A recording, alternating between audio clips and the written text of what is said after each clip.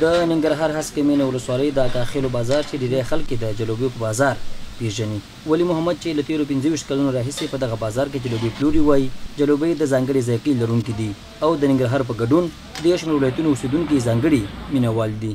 خلک د لرو لرو ساحو نه راځي، د کونړ ساحې نه، د نورستان نه، د ننګرهار بیلو بیلو سیمو ولسوالو نه راځي. دا د پورته ځي بس دا سیلبین دي، سیل دپاره ځي او دا ځلوبۍ مشهورې دي. که د دې دپاره نه ځي هم سټاپ کوي، زموږ ځلوبۍ یو ځلې چیس کوي او ځلوبۍ خوري او که هغې دپاره نه بېرته راځي هم بس ځان ورسره وړي.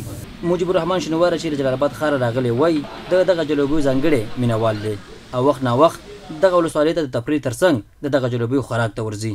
د موسم کې په ښار کې ګرمي د ګرمۍ څخه راغلی یم همدلته د بالا ته په چکر باندې د خپلو ملګرو سره او دا فعلا دپاره موږ د اکاخیلو بازار کې و. د اکاخیلو بازار داسې یو بازار دی چې دا د ځلوبۍ په نوم باندې مشهور دی، ځکه چې د اکاخیلو بازار نوم یادېږي نو دا ځلوبۍ ورسره یادېږي او چې ځلوبۍ نوم یادېږي نو اکاخیلو بازار د خلکو ډایرکټ ذهن ته راځي.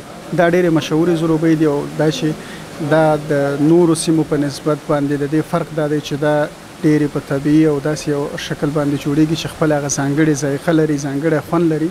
د هسکې مینه ولسوالۍ اوسېدونکي چمنګل بیا وایي د اکاخیلو بازار جلوبۍ دغه ولسوالۍ ته د سیلانیانو پاملرنه زیاته کړې ده.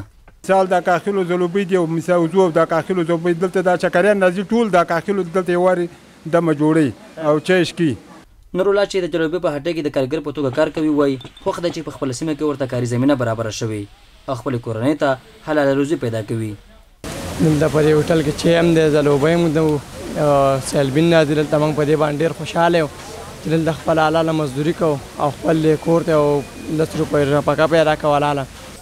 د یادونې وړ ده چې هوا کې د اسلامي امارت په واکمنېدو سره بشپړ امنیت تامین دی چې ورسره لرې پرتو سیمو ته د سیلانیانو ورتګ زیات شوی.